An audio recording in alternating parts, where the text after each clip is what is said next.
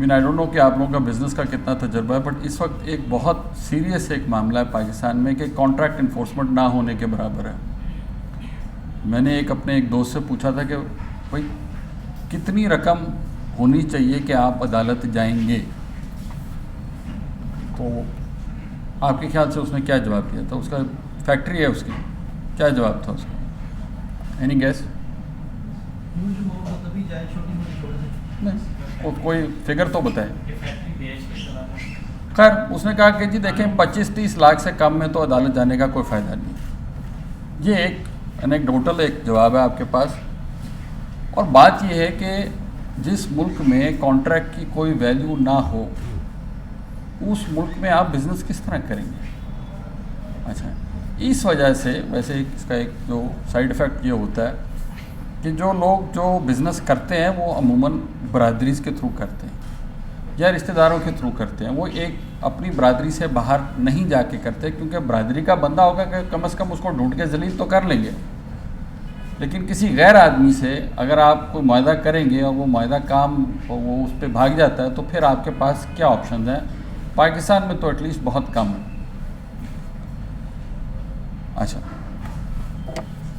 मैं एक्चुअली जो चीज़ आप लोगों के साथ अब दो चीज़ों पे बात करना चाह रहा था। एक तो ये कि जनरली मेरे ख्याल से आप लोगों को समझ आनी चाहिए कि पाकिस्तान में ये मामला क्यों है, ठीक है? क्योंकि कानून, आप लोग तो सारे जज हैं, इस वक्त आपको कानून पे लेक्चर देना जो है कि इसमें ये बारीकी है या वो बारीकी है, खैर औरों ने किया, बड़ी अच्छी बात है। मैं तो उस पर तैयार नहीं था। आई थॉट कि what would be helpful would be to look at two things, कि ये प्रॉब्लम पाकिस्तान में क्यों है और इसको अगर हमें हल करना है तो हमें किस किस्म के आगे मज़ीद इक़दाम करने पड़ेंगे। क्योंकि महज कमर्शियल कोड बनाने से तो कोई फ़र्क नहीं है। मैं अगर एयरपोर्ट बना लूँ और एयरपोर्ट की सड़क जो है वो बहुत खूबसूरत हो, लेकिन एयरपोर्ट पे जाके मुझे फिर भी अगर सॉर्ट ऑफ बैलगाड़ी में बैठ के आगे जाना तो ख़ास फ़ायदा नहीं है। अगर आप सिविल कोड के मसाइल उठा के एक दूसरे फोरम में डाल देंगे तो बेसिकली तो आपने प्रॉब्लम तो उस लिहाज से हल नहीं किया। तो मैं सोच रहा था कि ये डायग्राम किस तरह बनाऊं, इसको आप इस तरह से देख लें।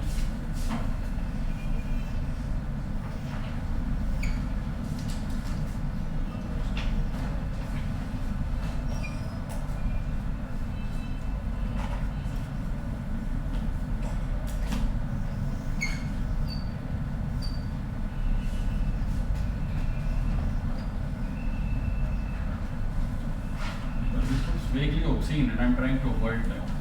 So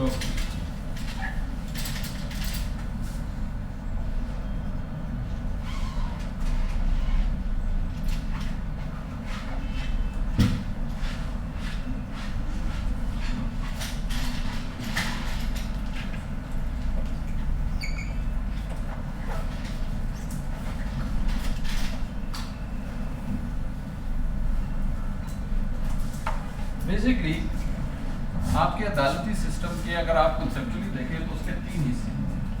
एक के केसेस कितने आ रहे हैं, दूसरा कि उसको कितने लोग देख रहे हैं उस मसले को, और तीसरा ये कि जब वो पहुंचता है तो फिर उसके साथ आप प्रोसेस का इस्तेमाल करते हैं। एक फैक्ट्री की टाइप सोचते हैं ना, एक पाइपलाइन है फैक्ट्री में आ रही है, उसमें पानी कितना आ रहा है, तो पाइप कितनी बड़ी है, और बाद में उसको जो प्रोसेस अप्लाई करना है वो क्या है। अब इस वक्त जो कमर्शियल कोर्स आप बना रहे हैं, आप एक सेपरेट पाइप बना रहे हैं कमर्शियल केसेस के, फाइन। आप ना इस प्रॉब्लम को हल कर रहे हैं ना इस प्रॉब्लम को हल कर रहे हैं, ठीक। सो लेट मी एक्सप्लेन के वो क्या प्रॉब्लम है एक लिहाज से, बिकॉज टाइम कम है एंड ओवरव्यू दे सकता मैं आपको। पाकिस्तान में, और ये आप सबका क्योंकि सिविल जजेस रह चुके हुए हैं, एटलीस्ट मेरा तजर्बा ये है कि आपके सिविल केसेस में से कम 60 से 70% केसेस ऐसे होंगे जिनका बुनियादी मसला जो है ज़मीन से होगा। ये जनरली ठीक है कि नहीं है बात? इससे ज़्यादा होगा, बल्कि चले मिनिमम 70% ले लें आप। अब आप ये पूछें कि हमारे मुल्क में ये मामला क्यों है, क्योंकि बाहर के मुल्क में ये मामला नहीं होता, ठीक। आप बाहर के मुल्क में जाएं, प्रॉपर्टी केसेस जो हमारे हैं, जो टाइटल डिस्प्यूट्स हैं, वो मुख्तसर होंगे, शायद 1, 2, 3, 4%, 70% नहीं होंगे।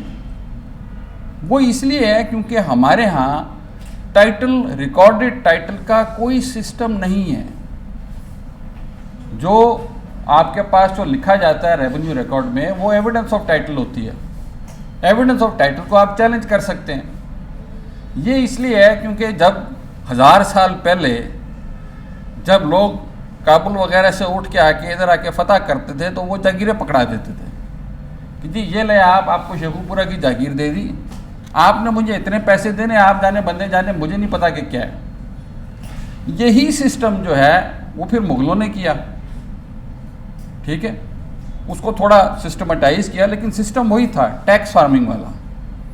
और जब गोरा आया तो उसने भी उसी सिस्टम को, अंग्रेज़ ने भी उसी सिस्टम को मज़ीद फॉर्मलाइज कर दिया। तो कभी आपने सोचा है कि पाकिस्तान में ज़मीन के मामले को रेवेन्यू क्यों कहा जाता है? क्योंकि ज़्यादातर जो आमदनी जो थी ईस्ट इंडिया कंपनी की, वो रेवेन्यू, वो ज़मीन के टैक्स से आती थी। तो वो लिखा ये जाता था उनके निज़ाम में कि जी ये ज़मीन जो है वो इन्होंने टैक्स देना है। अब सरकार को कोई फ़र्क नहीं पड़ता कि इन्होंने टैक्स देना या अगला बंदा कि एक्चुअली ज़मीन मेरी, मैंने टैक्स देना। जी आप दोनों आपस में लड़ाई करें, मेरा कुछ नहीं, मुझे तो टैक्स दें आप। तो क्योंकि कोई central recorded system of title नहीं है, तो आपका हर मामला जो है वो उधर जाकर फिर फंस जाता है कि ये ज़मीन किसकी है।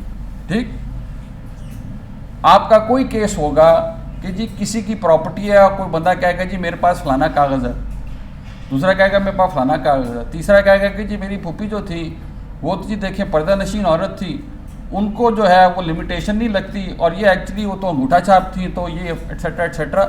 ज़मीन के सारे मामले जो हैं वो घूमते रहते हैं।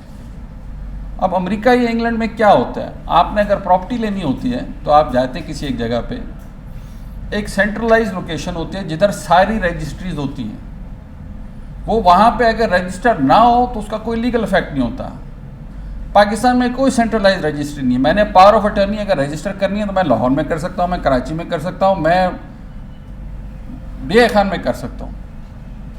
तो आपको क्या पता कि एक प्रॉपर्टी जो पावर ऑफ अटर्नी जो है वो जेन्युइन है कि नहीं है। ठीक, तो ना सिर्फ कि हमारे पास कोई recorded system, central recorded system of title नहीं है, ठीक है, बट उसमें मज़ीद मसला ये है कि आप ओरल गिफ्ट भी कर सकते हैं। ठीक, ओरल सेल भी हो सकती है। तो ना सिस्टम कंप्लीट है, ना सेंट्रलाइज्ड है, ना यूनिवर्सल है।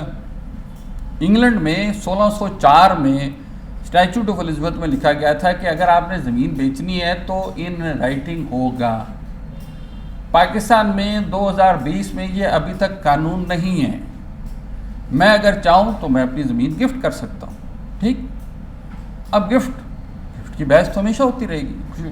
बेनामी का कानून उन्होंने अभी बनाया तो शायद उससे कोई बेहतरी है, बट मेरे ख्याल से एटलीस्ट वो कानून जो है वो अनकॉन्स्टिट्यूशनल है, बिकॉज फेडरल गवर्नमेंट की जुरिस्डिक्शन नहीं है। बट वो बहस चला था, चलें लेट्स अज्यूम कि कोई ना कोई बेनामी का कानून। बट आपका बेसिक पॉइंट ये है कि देखें, जब आप बिज़नेस में जाते हैं या आप सरमायाकारी करते हैं तो आप सरमाए से शुरू करते हैं। तो सरमाया जो है इस मुल्क में वो 99% जो है वो ज़मीन की फॉर्म में है। भाई मैंने अगर बिज़नेस शुरू करनी है तो मैं जाके कर्जा लूँगा, ज़मीन रखूँगा। मैंने अगर कोई डिक्री है किसी के ख़िलाफ़ तो मैं डिक्री लूँगा, उसकी ज़मीन बेचूँगा। ज़मीन के अलावा मैं क्या कर सकूँ? जिस बंदे के पास ज़मीन नहीं है आप क्या करेंगे? उसकी बीवी का जेवर जाके बेचेंगे? कहाँ से ढूंढेंगे? तो आपका, तो ये सारे मसाइल की वजह से एट ए बेसिक एस्टिमेट आपका कुछ 70% प्रॉब्लम जो है इस मुल्क में that arises from the fact that you have no centralised system of title. इसका हल मेरे पास नहीं है, लेकिन मैं पिछले 20 साल से वर्ल्ड बैंक को कह रहा हूँ कि खुदाया कोई सर्वे तो करा लो। मैं कह रहा हूँ 60%, आप कह रहे हैं शायद 70, कोई कह रहा है 80। पता तो चले कि मामला किस लेवल का है। और अगर साबित ये होता है कि 80% मामलों में, और बाय द वे कम से कम 50% फौजदारी में भी उस ज़मीन के ही मामले होते हैं। सर एक तो वो 2-3 चीज़ें हैं उसके साथ, हर एग्रीमेंट रजिस्टर्ड हो और एक सेंट्रल लोकेशन में रजिस्टर्ड हो और वहाँ पे लिखा जाए कि ये इसकी वजह से है। हमारा तो जो रजिस्टर्ड सेल डीड होती है उसको एक जगह पे नोट कराना लाजमी नहीं होता। कराची में फॉर एग्जांपल है ट्रांसफ़र ऑफ प्रॉपर्टी एक्ट के तहत कि आपको लाजमी एक जगह पे नोट भी करवाना पड़ती है रजिस्ट्री। वो लोग अमूमन नहीं करते बट वो अपनी जगह। तो मैं कह रहा हूँ कि जी अगर आपने पहला काम जो करना है वो आपने ये करना है कि आप जाके देखें कि आपके मसाइल क्यों पैदा हो रहे हैं। कुछ तो ऐसे हैं जो कि हम पहले स्टेप्स इक़दामात ले चुके हुए हैं। मसलन आपको याद होगा कि 2007 से पहले रेंट के कानून में ये था कि अगर आपने अपने टेनेंट को निकालना है तो बोनाफाइड पर्सनल लीड दिखानी पड़ती थी या डिफ़ॉल्ट। मैंने 2 रेंट के मुकदमे जो है वो सुप्रीम कोर्ट तक किए हैं, दोनों में 13-13 साल लगे थे। अब बात ख़त्म हो गई है।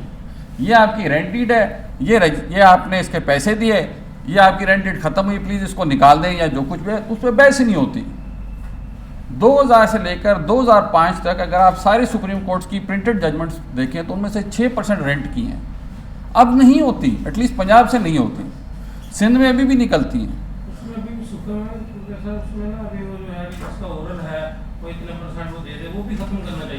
सर बिल्कुल ख़त्म करें। मैं कह रहा हूँ कि कुछ लॉज जो हैं वो गुंजाइश देते हैं कि उनमें से लिटिगेशन निकले। सबसे बड़ा मसला आपका जो है वो लैंड का है, और ये जब तक आप हल नहीं करेंगे तो आपकी बिजनेस नहीं चल सकती। क्योंकि आई थिंक वो 1868 की कोई जजमेंट है प्रिवी काउंसिल की, उसमें उन्होंने लिखा था कि दी problems of a litigant in India start when he has a degree.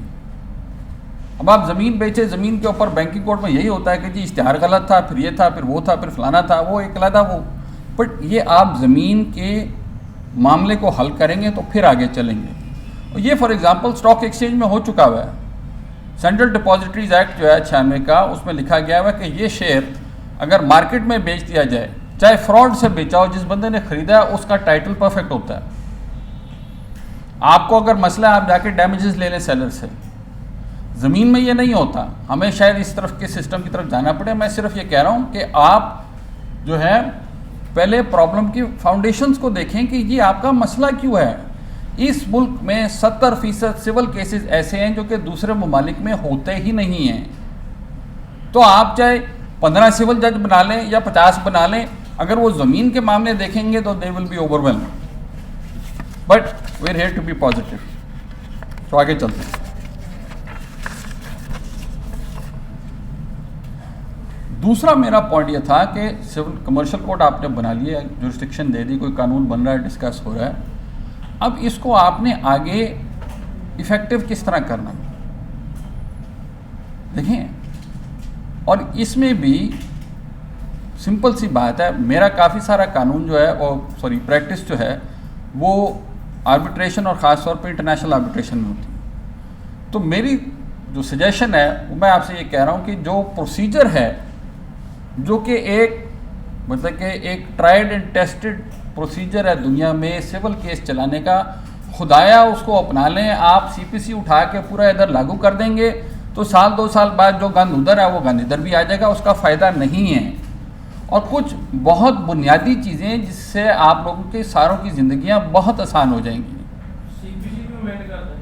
CPC की अमेंडमेंट्स हैं और जस्टिस शाहिद करीम और दूसरे जज साहिबान ने इन पे काम किया है। मैं तो कह रहा हूँ कि इनके साथ जो है एक अप्रोच है मैनेजीरियल जजिंग का, वो आप उसके बारे में सोचें। मैं यही समझाना चाह रहा हूँ कि जो जिस तरह एक आर्बिट्रेटर जो होता है वो एक आर्बिट्रेशन संभाल के रखता है, वो एक तरीके से रखता है ताकि केस आपका साल, 1.25 साल, 1.5 साल, 2 साल में ख़त्म हो जाता है अमूमन। कुछ केसेस हैं जो कि ज़्यादा चलते हैं और वो में होते हैं, बट अमूमन जो कमर्शियल आर्बिट्रेशन जो होती है, और मैंने दुबई में बतौर आर्बिट्रेटर भी किए हैं, मैंने दूसरे ममालिक में एज काउंसिल भी किए हैं, वो एक प्रोसेस होती है, वो आपको नज़र आती है, वो चीज़ ख़त्म हो जाती है। अच्छा, अब उसमें से क्या क्या किया जा सकता है। पहला पॉइंट ये है जो आप सबको पता होगा कि जी सबसे ज़्यादा शुरू में टाइम किधर ज़ाया होता है कि जी नोटिस नहीं हुआ। पहले आप सर्व करेंगे, फिर उसके बाद एक बंदा जाएगा, फिर चश्मानगी होगी, फिर इश्तिहार होगा। वो आई थिंक जस्टिस शाहिद करीम साहब ने प्रपोजल दी है कि जी पहले दिन जो है जो आपने करना है इसमें, वो आप उसको पहले दिन सब कुछ कर दें, बैंकों की तरफ सारे मोड्स पहले डे पे एक्सरसाइज कर दें, महीने बाद एक्सपार्टी कर दें। उसके बाद वो आता है तो आता है, नहीं आता तो नाइसे लोग खुद ही आ जाते हैं उसके बाद, बट उसमें फिर टाइम ज़ाया नहीं होगा। बट ये एक सीरियस पॉइंट है जिससे आपके कितने ऑन एवरेज 6 महीने से साल तो बच जाएगा ना। अदरवाइज आप नोटिस में ही घुमेरियाँ मारते रहेंगे जी मुझे तो पता नहीं चला, फिर अपील हो जाएगी, फिर अपील में सेटिस्फाइड हो जाएगा कि जी उनको नोटिस नहीं था, तो वो प्रोसेस चले। दूसरा जो मैं स्टेप आपके लिए कहूँगा वो ये है कि ये आईसीसी जो है, इंटरनेशनल चैम्बर ऑफ कॉमर्स के जो आर्बिट्रेशन रूल्स हैं, उसमें एक चीज़ वो लोग करते हैं जो कि फ्रेमिंग ऑफ इश्यूज से थोड़ी फ़र्क है। आप लोग तो फ्रेमिंग ऑफ इश्यूज़ करते हैं ना कि जी ये पॉइंट्स हैं, उसमें वो फ्रेमिंग ऑफ इश्यूज़ के साथ साथ ये करते हैं कि एक वो खुलासा लिखवाते हैं कि जी जो क्लेमेंट है उसके ये पॉइंट्स हैं, जो रिस्पोंडेंट है उसके ये डिफेंडेंट है उसके ये डिफेंडेंट, ठीक, ताकि बाइंडिंग नहीं होता। ये नहीं कि आप बाद में वो मजीद पॉइंट नहीं रेस कर सकते, लेकिन कम से कम एक डॉक्यूमेंट आपके सामने आ जाता है जिसको पता होता है, जिसमें एक होता है कि जी क्या करना है आपने। तो वो फ्रेमिंग ऑफ इशू से ज़्यादा बढ़ के एक टर्म्स ऑफ रेफरेंस बना लें।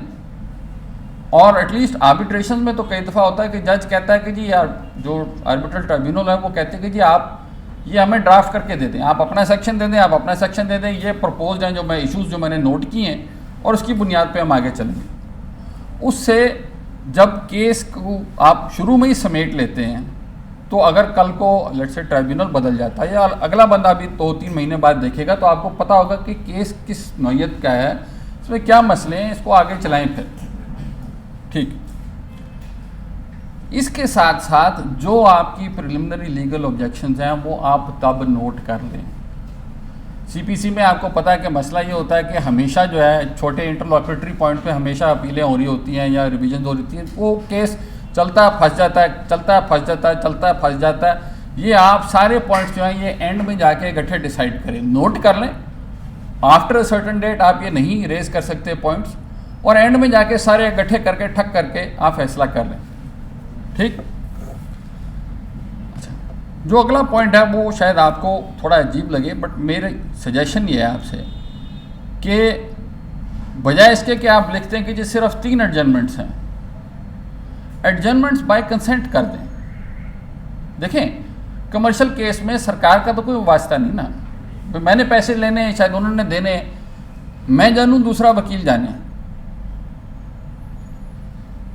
बजाय इसके कि होता ही है कि आज फॉर एग्जांपल मैं पेश हूँगा, मैं फॉर एग्जांपल अगर मेरा सुप्रीम कोर्ट में केस है तो छोटा पेश हो जाएगा और जूनियर पेश हो जाएगा कि वो अदालत में, अच्छा जी डेट इन ऑफिस 3 महीने बाद लगेगी या महीने बाद लगेगी, मुझे नहीं पता किस डेट पे, शायद मैं अवेलेबल हूँ, शायद अगला ना हो। आपको एक तो एक्चुअल डेट्स पे चलना पड़ेगा और वो actual dates fixed by consent हो। मेरा अगर कोई दुश्मन वकील है या अपोजिंग साइड पे है, देखिए आपके पास कोई सीनियर, कोई बाहर का, कोई कैबिनेट का कोई बंदा आ जाता है कि जी मुझे, मैं आज बिजी हूँ, अगले महीने कर दें, अगले महीने कर देंगे। अगर दूसरा बंदा लड़ाई करेगा तो फिर आप कहेंगे, बट अगर हम सारा वक्त, नॉर्मली तो सिविल कोर्ट के में होता है कि हम सारा वक्त डेटे मांग रहे होते हैं क्योंकि मुझे भी चाहिए, उसको भी चाहिए।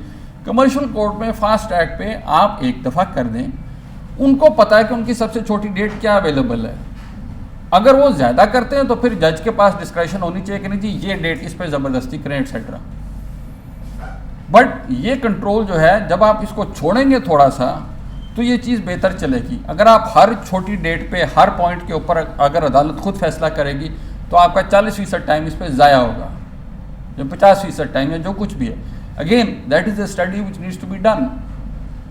अगर 50% टाइम इस पर ज़ाया हो रहा है कि जी वो दूसरी अदालत में या ये है या वो है, वो जज को, द जज doesn't need to know that, reader को पता होना चाहिए।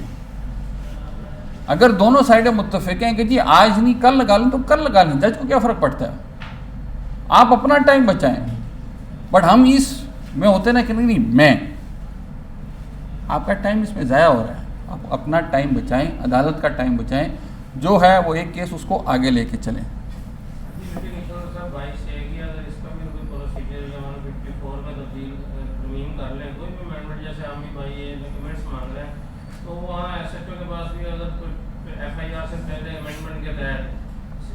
एक प्रिलिमिनरी इंक्वायरी है वो कर लेता है, ऐसे भी ना हमारी कौन जैसे FIR हम बताइए लेके फिरा होगा, तो तो उससे भी आधा बर्डन तो वो भी कम हो जाएगा, जो 50 या 30 की काज लिस्ट होती है वो कम हो सर जाएगी। आजकल सेशन कोर्स के पहले 2 घंटे से ही काम पहले 2 घंटे तो 22 में ज़ाया हो जाते हैं। पर्चा नहीं हो रहा जी, पर्चा नहीं हो रहा। Direction अच्छा, पर्चा पर्चा नहीं हो रहा तो उस सिस्टम को ठीक करना 2 घंटे चाहिए। इसमें ज़ाया। अच्छा, जब उस सिस्टम को ठीक करना चाहिए तो उसका तरीकाकार है जी, तरीकाकार जो आजकल चल रहा है, तो वो पहले एसपी इन्वेस्टिगेशन के पास गई थी, लेकिन फिर वो बाद में कहा जी हम तो मूड है।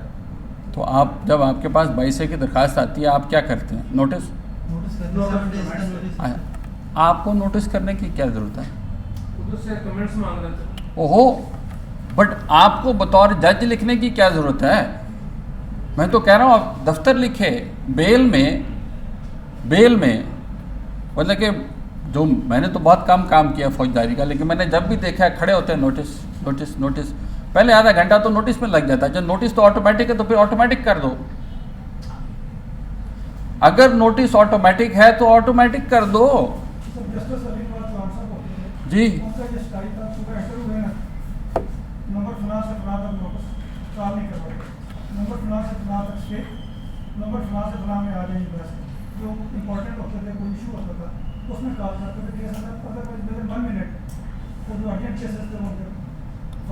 आपकी बात ठीक है, लेकिन बजाय इसके कि हम एक ख़ास जज की स्वाबदीद पे रखें, आप सिस्टम में डाल देना। अगर आपके केस में नोटिस होना ही, स्टे तो ना करें ऑटोमेटिक, चलें वो अपनी जगह, बट अगर आपने नोटिस ऑटोमेटिकली करना है तो आप एडवांस में कर दें कि जी ये फाइल हुआ, ये उधर चल गई। आपके पास फाइल तब आए जब चीज़ तैयार हो। भाई इसमें आपकी डिस्क्रेशन, आप में से किसी ने कभी किसी 22 की दरखास्त पे नोटिस नहीं किया? कई दफा होता नहीं करते। किस बुनियाद पर? चेक का मामला, भाई से चेक का मामला तो सिंपल ठीक है, चेक का चेक का डिफॉल्ट हो चुका है, चलो भी पर्चा। एक्चुअली सर जजमेंट एक राइट सुप्रीम कोर्ट हाँ, उसमें अच्छा, उसको sir was a judicial proceeding को उन्होंने करा दिया ये whatever the as per piece of justice जो कर रहा है it amounts to was individual proceedings। चलें। ये तो आपने सुना है दूसरे के पॉइंट को आता है वो भी ये मैंडेटरी नहीं जैसे हमारे। मैं सिर्फ ये कह रहा हूँ कि ये चलें 1% केस होंगे ऐसे, 5% है, 1 से 5% है ना, तो 95% की तो टाइम ना ज़ाया करें। आप 100% को कर दें, ज़्यादा ज़्यादा उनको नोटिस होगा, वो आ जाएंगे, वो कह देंगे जी चेक है। भाई अपना टाइम बचाए ना। Your most precious resource in the system is judicial time. जब जुडिशल टाइम के ऊपर आप नहीं बचाएंगे, जजेस अपना टाइम नहीं बचाएंगे और इसमें पड़े रहेंगे कि जी इसकी डेट बनती है कि नहीं बनती, कि वो परली अदालत में या जो कुछ भी है, तो काम किस तरह होगा?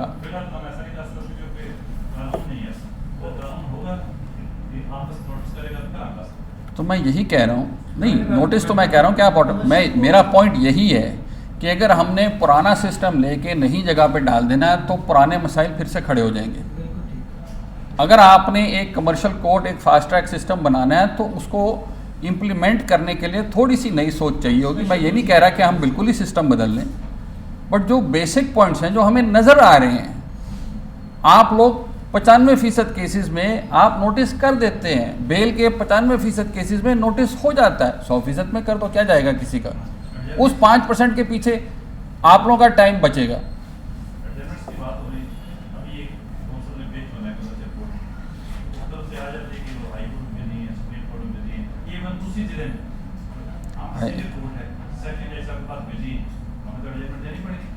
आपको उसके बाद एक तो वो आपकी बात ठीक है, वो एक सिस्टम में मसला है, एक हाई कोर्ट का मसला है, एक सुप्रीम कोर्ट का मसला है, या दूसरे शहर गए हुए, ठीक है, बट मैं इसीलिए आपसे कह रहा हूँ जी।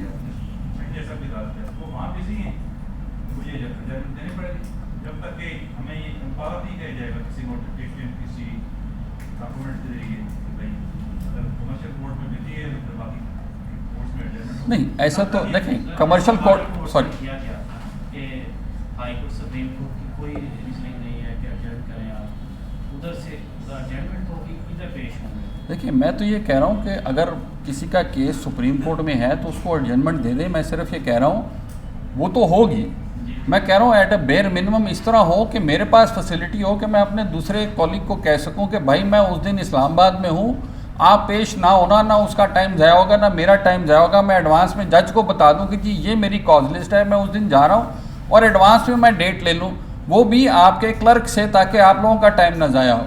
मैं ये कह रहा हूँ। सर वो ऑनेस्टी है ना कि इससे काम हो। अब एक काउंसिल कह रहा है कि मैं बेल टालूं, एक कह रहे हैं कि मैं जल्दी डिसाइड कर लूं, वो कैसे इकट्ठे होंगे? सर इकट्ठे नहीं होंगे ना। देखिए कुछ प्रोफेशनल एथिक्स भी होते हैं, कोई मेरे से एक दफ़ा डेट मांगेगा, दूसरी प्रोफेशनल एथिक्स हो, इतना चल जाता है। और अगर पूरी दुनिया में चलता है, पाकिस्तानी कोई ख़ास कौम नहीं है कि हमारे एथिक्स ज़्यादा बुरे हैं। जो वकील ही होता है, चाहे अमेरिका का जो है, पाकिस्तान का हो, दूसरे मुल्कों में चलता है, यहाँ पे भी होगा। थोड़ी देर बाद देखिए, मेरा अगर कोई दोस्त जो है वो अगर मेरे से डेट मांगता है जिसकी मुझे पता है कि वो झूठ नहीं बोलता, दूसरी लेट्स अज्यूम वो मेरे से कहता है जी मेरा सुप्रीम कोर्ट में केस है फलाने दिन, मैं ज़्यादा से ज़्यादा जाके चेक कर लूँगा, फिर मैं पेश हो जाऊँगी जिसने झूठ बोला है, वो तो फिर कंटेम्प्ट का मामला भी हो जाएगा। इस सिस्टम को मैं कह रहा हूँ आप एटलीस्ट अपने आप को बचाएं। इस वक्त आप बैठे हुए वहाँ पे बीच में 90% आपका टाइम जो है वो ज़ाया हो रहा है। अच्छा, moving on to something more serious. एक शाहिद कारदार साहब ने एक स्टडी की थी सन 2000 में सिंध हाई कोर्ट की। सिंध हाई कोर्ट में जो एवरेज टाइम है from institution of suit to decree वो है 9 साल और 10 महीने, 118 महीने। अब सिंध हाई कोर्ट को तो हम कहते हैं, उसमें से सबसे ज़्यादा टाइम जो है वो एविडेंस पे लगता है।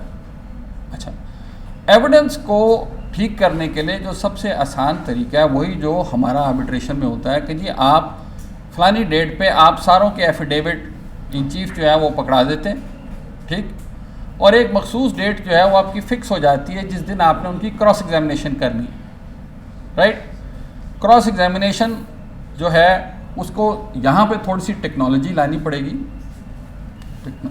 इसको आप वीडियो टेप कर लें और आप ठेका दे दें कि जी 1, 2 या 3 कंपनियां जो है वो आपको ट्रांसक्रिप्ट बना के दे दें। वो मुश्किल काम तो नहीं है, अमेरिका में भी यही होता है, कोर्ट रिकॉर्डर होते हैं तो पहले टाइप करते थे, उसको छोड़ दें आप वीडियो टेप ले लें किसी से, कहें जी मुझे ट्रांसक्रिप्ट बना के दें। ये बेसिक चीज़ें हैं। इस वक्त तो वो लगा होता है यूँ हाथ से, फिर उसको पहले एक बंदा डिक्टेट करता है। ये कौन सा तरीका है सवाल पूछने का या जरा करने का कि जी आप मेरे से सवाल करें और फिर जज साहब जो है वो उधर डिक्टेट करें, इसमें कन्फ्यूजन नहीं रहती है। कभी एक वकील कहता है बात ठीक नहीं फलाना, ये बहुत स्लो प्रोसेस है। अगर सिंपल क्वेश्चन आंसर होगा तो जल्दी होगा, उसको आप ट्रांसक्राइब कर लें, मामला ख़त्म कर लें, जो जज है उसके सामने हो जाए। सर सीबीसी में तो ये है ना कि जो एविडेंस है वो स्टेटमेंट जो है वो लिखी जाएगी by the hand of the जज in the language of the witness. और ये जो बाकी शहरों में ये है कि सिविल लिटिगेशन में पहले कोर्ट विटनेसेस हैं, फिर प्राइवेट विटनेसेस हैं, 10-14 तक विटनेसेस होते हैं और आप 7 बजे 8 बजे तक भी बैठ जाएं तो वो उतनी देर में लिखे नहीं जाते क्योंकि सर क्रॉस एग्जामिनेशन भी होना है। तो सर ये तो हमारा मतलब प्रोसीजर है ऐसा। तो मैडम मैं यही कह रहा हूँ कि ये प्रोसीजर आपको बदलना पड़ेगा, ठीक है। एक तो एविडेंस इन चीफ किसी से कराना जो है वो उसमें अपने मसाइल होते हैं कि जी एक तरीका है करने का, उसमें टाइम ज़ाया करने वाली बात है। एक देखें, आप जो एविडेंस इन चीफ का जो है कि जी आप रीडिंग क्वेश्चन नहीं कर सकते, वो ये है ताकि अगर कोई बेवकूफ़ विटनेस है आप उसको लॉयर जो है वो आगे उसको समझाए ना। यहाँ पे सोफिस्टिकेटेड पार्टीज़ हैं। जी मैं उधर ही कह रहा हूँ, मैं कह रहा हूँ कि इनका प्रोसीजर जो है जब तक आप नहीं बदलेंगे तो फिर आपकी कमर्शियल कोर्ट्स का जो पोटेंशियल है वो पूरा नहीं होगा। You should have, any party should have the option, बल्कि जज के पास डिस्क्रेशन हो या मैंडेटरी हो कि हर केस में evidence in chief in written form आए। क्रॉस एग्जामिनेशन जो है वो हर केस में रिकॉर्डेड होनी चाहिए। रिकॉर्ड करने में कौन सा कोई पैसा लगता है? सर आपने बड़ी अच्छी बात की, क्योंकि पहले भी तो एफिडेविट देने में भी वही है कि भाई आप लीगल तरीके से ले लेते, वैसे भी आप ही आते हैं ना साहब, पढ़ाते होते हैं, आपने ये कहना जो भी वर्षन हो गलत हो ये सही है, तो उससे बेहतर उससे पेपर फॉर्म में ले लिया जाए अपना उसका एग्जाम, उसका आपका टाइम बचता है। We need to work on time, मतलब कि जब तक कि ये प्रोसीजर या ये मैकेनिक्स सही तरह से नहीं होंगे आपका सिस्टम जो है वो घूम घाम के उधर ही आ जाएगा। ये ना हो कि सॉर्ट ऑफ जितने दी खोती होती है अनखलोती। We should need to have a proper different system. एक देखें, इट्स अ गुड कॉन्सेप्ट, मैं फिर से कह रहा हूँ it's a good concept, if you want to implement it उसके साथ साथ चीज़ें चाहिए, and the most important one for me is evidence in chief in the form of affidavits. Sir अभी तक मेरे ख्याल से वो नोटिफाई नहीं हुई। अच्छा चलें, तो दैट्स गुड। मैं ये कह रहा हूँ कि सिर्फ ना ही सिर्फ कि कर सकते हैं, आप मैंडेटरी करें, आप उसको लाजमी करें, और साथ साथ सरकार को ये करना चाहिए कि या तो खुद प्रोसेस बना ले कि जी जिस तरह से जो है वो ऑडियो वीडियो रिकॉर्डिंग की आप ट्रांसक्रिप्ट किस तरह से लेंगे, या प्राइवेट पार्टी से कहें कि जी आप पैसे लेके आप ट्रांसक्रिप्ट कर दें। वो एक बिज़नेस बाद में खड़ी हो जाएगी, उससे आप लोगों की ज़िंदगी आसान हो जाएगी कि जी ये अगर वो कंप्यूटर पे बना होगा, खुद ही चेक करके लोग वीडियो रिकॉर्डिंग के साथ चेक कर सकते हैं, तो आपका टाइम बच जाएगा। अगेन टाइम बचेगा, रिकॉर्डिंग होगी, क्लियर होगी, you can move forward then. इसी तरह से डॉक्यूमेंट्स पे अगर मैंडेटरी होगा कि जी एडमिट डिनाई करें, कि ये डॉक्यूमेंट्स आप फाइल करें, किसी को नहीं पसंद तो उस पर करें, उसको थोड़ा सिंप्लीफाई करके आगे लेके जाना पड़ेगा। कमर्शियल आर्बिट्रेशन में 99% ऑफ द टाइम मैं डॉक्यूमेंट्स पेश करता हूँ, अगर किसी को है कि ये डॉक्यूमेंट झूठा है तो फिर जाके उस पर लड़ाई होती है। अमूमन इस पर इतनी लड़ाई नहीं होती। ज़्यादातर जो आपके केस होंगे, और आई एम श्योर आप लोगों का भी ये तजर्बा है कि आप लोग के उसमें 8, 9, 10 साल जो है वो तैयारी में लग जाते हैं, बहस होती है तो आधे घंटे का होता है। जब आप बहस तक पहुंचते हैं ना, the point is to make the process of getting to a decision quicker. So anyways, those were my points which I was basically trying to make. So अगर आपके कोई सवाल आते हैं तो बताइए। Anything else? कमर्शियल केसेस में arbitration को थोड़ा सा डिस्कस कर दीजिए, कैसे हम इसको प्रैक्टिकली कर सकते हैं? देखिए, आर्बिट्रेशन में आपका बेसिक प्रॉब्लम ये है कि जो आपका 1940 का कानून है वो बहुत बुरा है। वो कानून लाजमी बदलना पड़ेगा हमें, ठीक। अब आर्बिट्रेशन एक ऐसा कानून है, डोमेस्टिक आर्बिट्रेशन, जिधर आपके पास इंटरनेशनल मॉडल्स हैं, क्योंकि उन्होंने डोमेस्टिक लॉ के बनाए हुए हैं।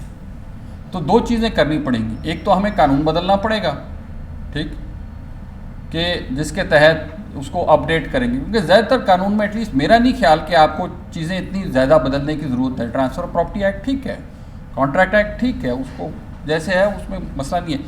आर्बिट्रेशन एक्ट जो है वो बहुत बुरी तरह से आउटडेट हो चुका हुआ है। तो यूएन की एक बॉडी है, UN international commission on trade law, तो अनसेट्रॉल का मॉडल लॉ है, उसको आप लेके एक डोमेस्टिक लॉ बनाएं, और इसके ऊपर लोगों ने काम भी किया हुआ है, और उसको हर सूबे में लाएं ताकि आर्बिट्रेशन का सिस्टम हो। पहले स्टेप नंबर 1 आप कानून बदलें। स्टेप नंबर 2 जो कि लाजमी है, हमें आर्बिट्रल इंस्टीट्यूशंस चाहिए। इसका अदालत के साथ कोई ताल्लुक नहीं, कमर्शियल कोर्ट के साथ नहीं है। आर्बिट्रल इंस्टीट्यूशन होती है कि मसलन London court of international arbitration है, दुबई इंटरनेशनल आर्बिट्रेशन सेंटर है, बहुत सारे ममालिक में एक एक इंटरनेशनल आर्बिट्रेशन सेंटर होता है, डोमेस्टिक भी करते हैं। उसमें क्या होता है, मैं आपको एक्सपीरियंस बता देता हूँ, कंपेयर कर लें आप। अब दुबई में मैं आर्बिट्रेटर था, किसी ने फाइल की क्लेम, जो सेंटर है वो उससे पैसे लेते, पहले दूसरी पार्टी को नोटिस देते हैं कि जी आप जवाब फाइल करें, वो आर्बिट्रेटर नॉमिनेट करते हैं, वो पूछते हैं जी आपको कोई ऑब्जेक्शन है, जब ऑब्जेक्शन नहीं होता तो फिर मुझे बताया जाता है कि जब आप लग गए, ठीक। उसके बाद मैं हियरिंग करता हूँ। हियरिंग अगर लाजमी हो तो, और कोई जगह ना हो तो उनके आर्बिट्रेशन सेंटर के कमरे होते हैं जिधर आपको पूरी फैसिलिटीज़ मिल जाती हैं, आप सब कुछ उनके थ्रू कर सकते हैं। और फिर मेरे पीछे जो है वो आर्बिट्रेशन सेंटर पड़ा रहता है कि आपकी जजमेंट किधर है, और वो उसको चेक भी करते हैं। मैं ड्राफ्ट जजमेंट उनको भेजता था तो वो चेक करते थे कि इसमें गलती है कि सही है, कि सारे पॉइंट्स हैं, वो चेक लिस्ट होती है, और वो उनका एक्सपीरियंस होता है इन चीज़ों में, और वो फिर कहते थे जी ठीक है, वो पार्टीज़ को देता तो मुझे पेमेंट मिल जाती थी। अब पाकिस्तान में एक ही था आर्बिट्रल एसोसिएशन जिसका मुझे पता है, वो कराची कॉटन एसोसिएशन के आर्बिट्रेशन रूल्स थे। वो 1980-81 के बाद किसी ने इस्तेमाल नहीं किए।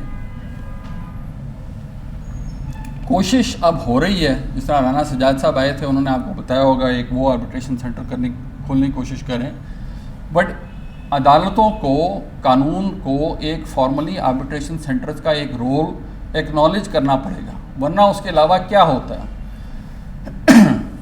आर्बिट्रेटर्स लगते हैं, रिटायर्ड जज होते हैं, वो अपने मुंशी को साथ ले आते हैं, आप पहली डेट पे आते हैं, वो सिविल कोर्ट की तरह उसको चला देते हैं। वो एक प्रोसेस फ़र्क है, उसमें एक अप्रोच फ़र्क है। आर्बिट्रेशन सेंटर के रूल्स होने चाहिए कि आप क्या कर सकते हैं, क्या नहीं कर सकते, किस तरह से फाइल करना है, उसमें से चीज़ें बहुत सिंप्लीफाई हो जाती हैं। तो वो आर्बिट्रेशन का जो आपका मामला है एट अ बेसिक लेवल, इसके आपका कानून गलत है, आपके पास आर्बिट्रल इंस्टीट्यूशंस नहीं हैं। तीसरा आपका मामला ये है कि जो जज साहिबान जिनको नहीं मालूम होता आर्बिट्रेशन का, वो आर्बिट्रेशन अवार्ड में घुस जाते हैं, ठीक है, वो इंटरफेयर करते हैं। अब कानून में भी गुंजाइश है, जब तक कि आप उस लॉ को अपडेट नहीं करेंगे ताकि grounds for interference in an award are limited, तब तक आपका सिस्टम इसी तरह से चलता जाएगा। और अगेन उसमें होना ये चाहिए कि जो अवार्ड है वो पहले कमर्शियल कोर्ट में जाए बजाय इसके कि सिविल कोर्ट में जाए, क्योंकि बहुत सारे जजेस हैं वो कहते हैं कि जी हमने तो नहीं करनी आर्बिट्रेशन, क्योंकि हमारा जो अवार्ड है, या रिटायर्ड सुप्रीम कोर्ट का जज वो कई दफ़ा कहते हैं कि हमने नहीं करनी आर्बिट्रेशन बिकॉज हमारा अवार्ड फिर सिविल जज के पास जाएगा, वहाँ पे जाके फंस जाता है कि नोटिस हुआ, नहीं हुआ, ये हुआ, हियरिंग होती नहीं। सो आर्बिट्रेशन एक प्रॉब्लम है, उसको आपको एंगेज करना चाहिए। उसके अंदर नंबर 1 कानून बनाए, नंबर 2 आर्बिट्रल इंस्टीट्यूशन बनाए। बट ये जो फॉर एग्जांपल मैंने कहा कि जी जो आप एविडेंस करेंगे और उसको रिकॉर्ड करने की फैसिलिटीज़, वो फैसिलिटीज़ आपकी आर्बिट्रल इंस्टीट्यूशन के साथ मैच करती हैं। जिस तरह कमर्शियल कोर्ट को चाहिए, इसी तरह आर्बिट्रल इंस्टीट्यूशन को भी चाहिए। ये मैंने कुछ साल पहले जो लम्स का जो लॉ स्कूल है वहाँ पर डॉक्टर परवेज़ हसन से कहा था कि जी आपकी तो क्लासेस 2 बजे बंद हो जाती हैं, इतना बड़ा स्कूल है, वहाँ पे आप कमरे हम लोगों को इस्तेमाल करने दें, आप एक आर्बिट्रल इंस्टीट्यूशन यहाँ पे बना लें, को पैसे बन जाएंगे आपके। वो इंटरेस्ट नहीं थे इसमें, बट शायद किसी दिन लोग इसमें कर लें। But arbitration is as I said, a multi-tiered problem. Number 1 law, number 2 institutions, number 3 judicial awareness. Any further questions? Foreign arbitration जो है तो रूल ऑफ कोर्ट और वो जिस तरह आप फरमा रहे हैं कि वो उधर ही हो जाता है, तो फॉरेन कंट्रीज में कैसे करते हैं उसको भी नहीं करते हैं। अब अगेन उसको इम्प्लीमेंट करने में आपको वाजे करना चाहिए कि जो उसमें क्या इश्यूज़ हैं, वो उसकी कोई इम्प्लीमेंटिंग कोई रूल्स वगैरह होंगे तो वो क्लैरिटी आ जाएगी। दूसरा उसमें मसला ये है कि with great respect to the people who drafted it, उसमें उन्होंने एक चालाकी की थी जो कि बैकफायर कर गई है। उन्होंने ये कहा था कि award means an award made in a contracting state. ये जो 2011 का कानून है ये अप्लाई करता है हर उस अवार्ड को जो कि किसी भी कॉन्ट्रैक्टिंग स्टेट में बनाओ। अब पाकिस्तान भी कॉन्ट्रैक्टिंग स्टेट है, तो टेक्निकली तो हर आर्बिट्रेशन अवार्ड जो कि पाकिस्तान में दिया जाता है वो भी 2011 के कानून के तहत लिया जा सकता है। ये शायद उनका ख्याल था कि जी हम 1940 के कानून को इस तरह से हटा देंगे, लेकिन उसका नतीजा ये निकला है कि मेरे जैसे वकील जो है वो फिर जाके कहते हैं कि जी इसको 2011 का कानून नहीं लगेगा, 1940 का लगेगा, क्योंकि हम इसको रिवर्स में लेते हैं। वो एक कन्फ्यूजन जो है वो ठीक होने वाली है कि 2011 के कानून में ये तरमीम होनी चाहिए, साथ साथ उसकी कोई रेगुलेशन बननी चाहिए कि जी जब आप फाइल करते हैं तो किस तरह से फाइल करेंगे, कहाँ करेंगे और क्या होगा प्रोसीजर।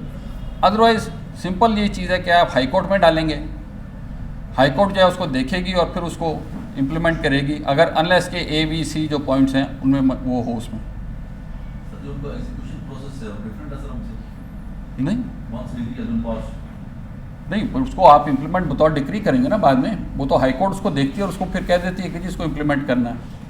वहाँ पे और नहीं, वो उनका भी वही प्रोसीजर है सेम जो 2011 का कानून है। 1958 की एक कन्वेंशन है, न्यूयॉर्क कन्वेंशन आर्बिट्रेशन के ऊपर, उसमें कोई तकरीबन 150-160 ममालिक ने कहा है कि जी जो आर्बिट्रेशन इंटरनेशनल आर्बिट्रेशन अवार्ड होगा, सवाई ये कि for example coram non judice हो या आर्बिट्रेशन अवार्ड हो या कोई इस टाइप या कोई 1-2 चीज़ों के ऊपर जो अवार्ड आएगा हम उसको इम्प्लीमेंट करेंगे as if it was a decision of our court.